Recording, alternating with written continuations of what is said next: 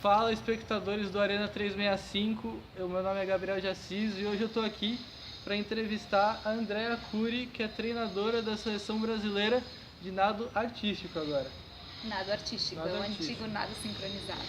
Todo mundo ainda tem essa confusão de nado sincronizado e nado artístico, mas é artístico.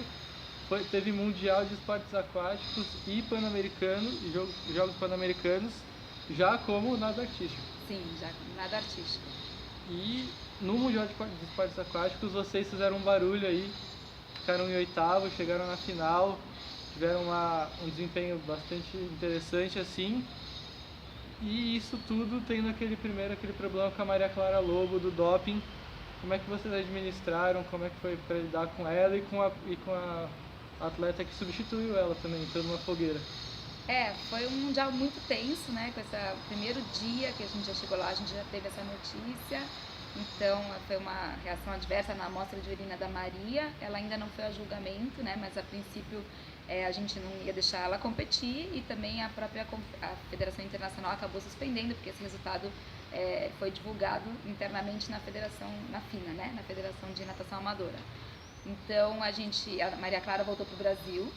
Daí a Gabriela Regli entrou no lugar dela, que era uma das nossas reservas, que era acho que a mais preparada. Muitas vezes quando a Maria ia treinar o dueto, a gente já colocava algumas reservas, então estava na verdade todas as reservas preparadas para entrar no lugar dela. Mas é sempre uma pressão muito grande, porque estar ali no Mundial, né, colocar uma atleta dentro desse contexto, então assim, a gente também não queria ficar divulgando, né, infelizmente, assim, essa história do doping, porque não foi o julgamento, a gente não podia nem falar assim, pô, o que você fez, o que aconteceu, porque ela, né, vai ter a defesa dela e tudo. Então foi um Mundial muito tenso, assim, todo dia era um baque, mas a gente, assim, tanto que a prova que a gente foi bem foi no último dia. Eu acho que demorou uns 2, 3 dias para a seleção se reestruturar e se reencontrar e falar, vamos, porque a gente está aqui para isso e a gente está pronta para isso. E você já falou um pouco da preparação, que foi forte. Começou quando, acabou quando? Como é que foi todo o planejamento para vocês chegarem no Mundial inteiro? A gente começou ano passado, em 2018, a seleção treina no Rio de Janeiro. Eu estava indo uma vez por mês, eu passava uma semana lá, mas tem uma outra treinadora, a Roberta Perelier, que era a técnica que estava no dia a dia, né, preparando as atletas. Então foi um treino assim, praticamente de 1 ano e meio, visando o Mundial e o Pan, que eram os campeonatos mais importantes, né. O ano que vem até tem pré-olímpico, mas a gente sabe até em função do resultado do Mundial, que quem tem mais chance de classificar para o pré-olímpico é o dueto. Para a equipe do Brasil é muito mais difícil, porque tem uma vaga por continente, a Europa é fortíssima, a Ásia, então as vagas remanescentes acabam ficando com os países mais fortes. E o Mundial foi tenso, mas vocês também chamaram a atenção com a fantasia e o tema dos Vingadores na apresentação de vocês. Da onde surgiu essa ideia?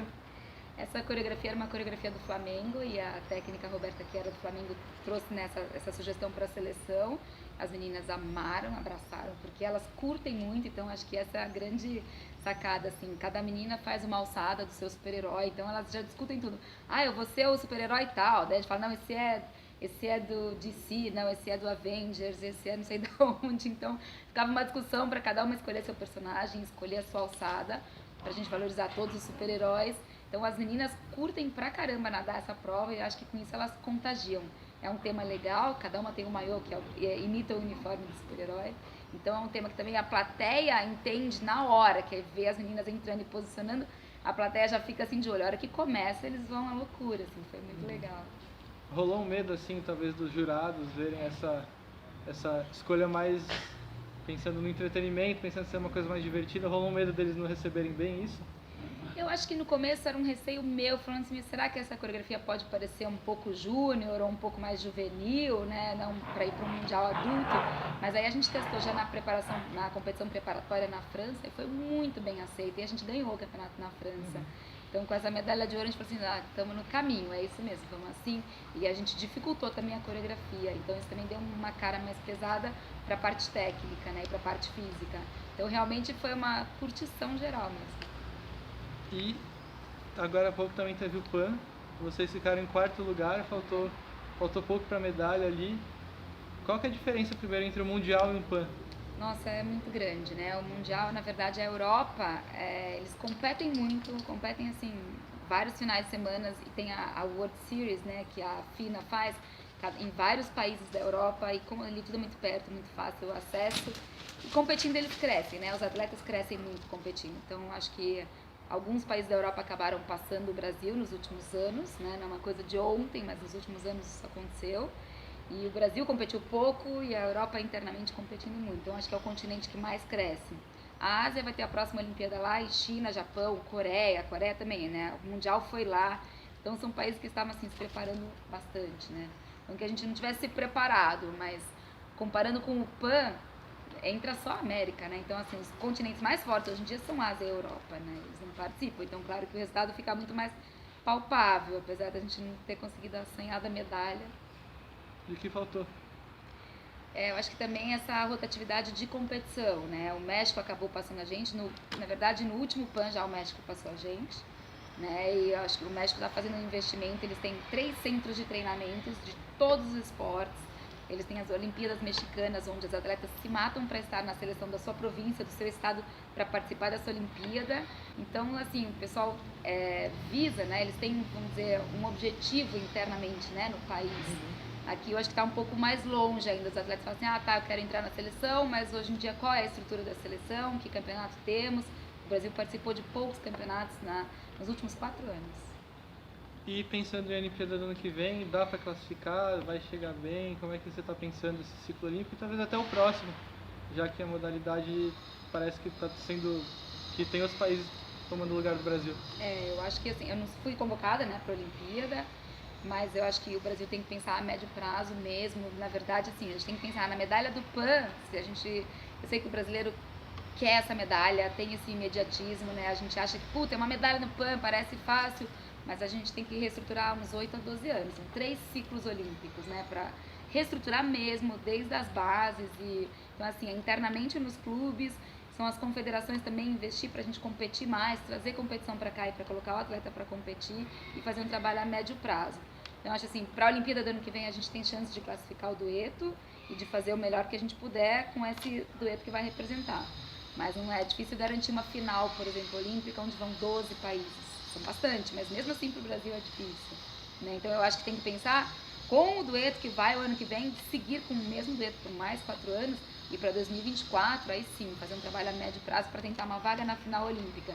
Mas antes disso, tem que participar de todos os campeonatos da World Series, tem que ver e ser vista o tempo todo, é assim que se cresce. E numa modalidade que não tem a mesma visibilidade, o mesmo investimento de algumas outras aqui no Brasil, como é que funciona para, por exemplo, captar atleta para você que consiga ter condição de chegar a disputar alguma coisa na Olimpíada? Essa é uma pergunta bem difícil, assim, porque é um problema mesmo que a gente vê, né? Então, assim, quando tem mundial, mundial nem tanto, quando tem Pan-Americano e Olimpíada, normalmente aparece bastante, porque é um esporte muito plástico, né? Então aparece muito na TV e é quando a gente tem criançada nova entrando nos clubes, né? Mas até você chegar num nível de alta performance, você precisa de 8 ou 12 anos com aquela menina que acabou de entrar, né? Então, acho que hoje o Brasil tem que trabalhar as bases, tem que massificar mesmo, abrir tanto em mais clubes quanto aumentar a quantidade de atletas nos clubes. Eu trabalho no Clube Paineiras e é uma busca eterna nossa, a gente está sempre tentando divulgar internamente.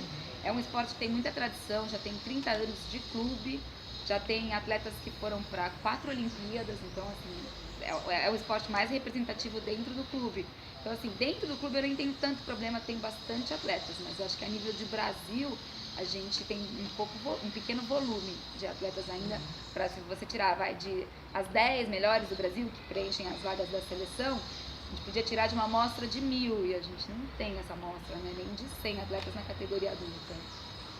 E você falou da necessidade de ter um dueto por um bom tempo, de fazer vários ciclos. Como é que faz, na visão até da treinadora, para você manter um bom relacionamento tendo uma cobrança tão grande por tanto tempo? Eu acho que é uma construção juntas da treinadora com as meninas. Eu trabalhei com as gêmeas Isabela e Carolina de Moraes e com a Lara e com a Nayara, né? E o tempo todo era assim, claro que o caminho não é fácil, mas você coloca os objetivos para aquele ano e sempre pensando, e aí a gente vai trabalhando para tentar pegar uma final olímpica. Então antes disso, esse ano o objetivo é fazer essa competição, ter alguns resultados. E a gente constrói junto tanto os objetivos palpáveis ou um pouco mais arriscados e a busca que tem que ser feito para isso. Então acho que é um caminho assim, o percurso, o processo todo é muito rico, sabe? Então não tem como ficar ruins, é desgastante porque é cansativo, porque você está sempre no limite, né, das meninas e cobrando e exigindo o máximo delas. Mas quando o atleta é adulto e tem esse interesse, aí não tem esse tipo de desgaste, elas compram a briga junto, né? Então acho que todo mundo cresce. Bom, nessa modalidade que tem essa dificuldade de captar atleta e tudo mais, como é que você se transformou treinadora dessa modalidade? É porque quando eu fazia natação, eu olhava e no clube tinha, né? Então eu visualizava aquilo todo dia e eu não gostava de nadar, eu achava chato ficar ali contando azulejo pra lá e pra cá e já me interessava um aspecto de dança, daí eu falava, nossa, então eu quero fazer aquele esporte ali, mas eu via todo dia no clube, né? Então essa era uma grande possibilidade, você vê nos clubes, por isso que eu acho que tem que aumentar a quantidade de clubes com essa modalidade. E aí, como é que você entrou? Quando que você falou, agora eu vou entrar nessa modalidade? Eu tinha 12 anos, né, e aí, enfim, conversei com os meus pais, não quero mais nadar, quero fazer aquele balé aquático, na época era um balé aquático. E daí eu comecei a fazer o nado sincronizado, né, na época a gente começou a competir, e eu gostava muito de ajudar a minha técnica a criar as coreografias, então eu trazia músicas pra ela. Nossa, ouvi uma música que é muito boa, que a gente pode fazer uma coreografia. Eu levava fita cassete naquela época, em 1980 e pouco. Levava fita cassete pra ela com umas músicas que eu achava interessantes, então eu gostava muito dessa parte de criação. Aí fiz uns 6 anos, dos 12 aos 18, e daí o clube acabou com o esporte, né, no Palmeiras, a Sociedade Esportiva Palmeiras acabou com aquele esporte na época. E aí eu fui procurar, não, quero ser treinadora disso, vou estudar educação física para isso. Aí eu descobri que no Paineiras eles estavam começando uma equipe, daí eu fui pedir para fazer estágio lá e aí começou minha carreira no Paineiras. E daí peguei uma seleção de atletas muito talentosas e as gêmeas saíram desse grupo, né? E aí eu entrei em 89, no ano 2000 eu estava na minha primeira Olimpíada. Legal. E para quem estiver vendo aqui e quiser acompanhar um pouco mais de perto, como é que a gente pode acompanhar os campeonatos de nado artístico, não lá fora, mas aqui no Brasil mesmo, entre os clubes? São poucos, né? A gente tem a Federação Aquática Paulista, a FAP, tem alguns campeonatos no ano, tem no calendário da FAP, tá? Que é a Federação Aquática Paulista. Ali tem o calendário de competições e os locais, então tem provas que são sempre abertas para o público, sempre. Você entra em qualquer clube falando, eu vou assistir o campeonato de nado artístico. O Campeonato Brasileiro é no Rio de Janeiro, então fica mais difícil. Todo ano o Paineiras faz um show de final de ano também para público, que é um show de Natal com luzes, é um show muito plástico, muito artístico, e também ali a gente consegue alguns novos adeptos para a modalidade. E hoje vale lembrar que o nado é aberto para meninos, né, para homens, porque existe a categoria de dupla mista. Ainda não é uma prova olímpica, mas existe uma tendência que pode vir a ser uma prova olímpica. E a gente tem pouquíssimos atletas no Brasil. É um esporte super novo, que quem começar vai ter sua vaga ao sol com certeza, mas precisa começar. E falando assim um pouco desse espetáculo, já que você citou que tem no Paineiras no fim do ano, como é que você equilibra uma questão de uma modalidade artística, está no nome, ao mesmo tempo competitiva? É um grande duelo, né, do esporte. A gente tem algumas regras muito firmes para, por exemplo, em competições, não pode usar brinco, não pode exagerar na maquiagem, não pode usar um maiô muito decotado, alguma coisa assim que chame para um show, né? Então ele tem que ter um valor esportivo muito agregado. E a parte de artística é mais sutil no sentido de apetrechos, né? Mas a parte de coreografia você pode explorar uma parte artística muito forte. Acho que essa é a grande beleza do esporte. E ainda bem que é um esporte olímpico, né? Então a gente tem que sempre equilibrar isso, mas eu acho que a parte artística faz muito parte e deixa o esporte maravilhoso, mas ele tem que tomar cuidado mesmo para não sair da Olimpíada, né? Então essa parte artística tem que ficar a segundo plano ou vinculada com a parte técnica. E agora sim, preparação física das atletas, porque eu imagino que ficar fazendo tudo aquilo embaixo d'água exija bastante. Como é que é a preparação física, a estrutura, a dieta das atletas, os exercícios, como é que faz isso? Então, internamente no clube, eu tenho uma estrutura de preparação física que faz um trabalho funcional com as meninas, a gente tem um nutricionista, médico, tem uma equipe multidisciplinar. Normalmente, as seleções trabalham dessa forma. Ano passado, infelizmente, o Brasil não teve, né, a seleção brasileira não teve essa estrutura, então as meninas usaram as suas estruturas de clube. Então, cada uma manteve a sua dieta com o nutricionista do seu clube e fazia a preparação física fora da água com a série do seu preparador físico. Não era uma coisa unificada para a seleção. Então não é o ideal. O ideal é você ter um preparador, uma equipe multidisciplinar da seleção brasileira. Infelizmente a gente não teve. Mas elas treinam de 3 a 4 horas por semana uma parte física fora d'água com preparador. E 4 vezes por semana também uma parte física fora d'água específica do nado artístico, que a gente chama de Zala, que é uma coisa que tem bastante flexibilidade, uma coisa muito ativa também, de flexibilidade sustentada, e aí são as técnicas de nado que dão essas aulas. Acho que pra gente ir fechando, como é que, assim, funciona para a comissão técnica ser montada? Porque você falou que você é técnica da seleção brasileira, mas ao mesmo tempo você não vai para a Olimpíada ano que vem. Como é que vai montando isso? Então, é a Confederação Brasileira, a diretora da Confederação que escolhe, né? Normalmente a técnica daquelas atletas é quem vai para a Olimpíada. No caso, as duas meninas, são talvez 3, ainda não está definido, mas elas são do Rio de Janeiro. Então, assim, eu não posso me mudar para lá, elas não podem se mudar para cá, então tem que pegar uma treinadora do Rio de Janeiro, né? No caso das Olimpíadas que eu fui, as atletas eram de São Paulo. Na última Olimpíada, uma atleta era do Rio, mas ela se mudou para São Paulo porque ela quis. E aí o treino foi super bem, de 4 anos, também a gente treinou 4 anos para a Olimpíada. Mas normalmente é a confederação que escala os treinadores. Você acha que se mudasse esse esquema para contratar uma treinadora fixa para a seleção não ia funcionar? Seria o ideal. Seria o ideal. Acho que até podia trazer alguém de fora do país também para mudar um patamar, talvez, porque a gente está num momento que a gente precisa de muita coisa, né? Então, assim, muita coisa tem que ser feita, mas eu acho que uma treinadora de fora, com outro olhar também, ia acrescentar muito e talvez fizesse o Brasil mudar um patamar que a gente está precisando. Mas aí até a necessidade das atletas mudarem também para ficarem perto da treinadora? A maioria das atletas já mora no Rio de Janeiro hoje em dia, tá? Da equipe principalmente, né? Mas a maioria é do Rio de Janeiro. Então a treinadora deveria vir para o Rio, mas hoje em dia todas as técnicas do Brasil estão vinculadas a algum clube, não tem uma técnica da seleção, e isso faz muita falta. Mas mesmo assim, apesar de estar todo mundo lá no Rio de Janeiro, das atletas, a maioria está lá, claro que vocês convocam de acordo com quem está mais preparado. É nível técnico, sim. Não existe uma... Tem uma seletiva, tem uma prova em dezembro que classifica as melhores atletas. Então, quem quiser pleitear a vaga tem que participar da seletiva. Não existe, então, atletas exclusivas da seleção brasileira, tem que mostrar no clube. Competem pelo seu clube, né? Então, é isso, a gente falou bastante já.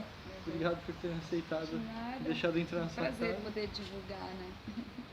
E acompanhem, que é bem legal. Minha avó gosta, todo mundo gosta, é bonito de ver. É um esporte que é o primeiro esporte a vender os ingressos na Olimpíada. É um esporte muito plástico, muito bonito. É muito bonito. E é isso. Obrigado por terem visto isso aqui. Obrigado, Andréia. Obrigada, Até a próxima.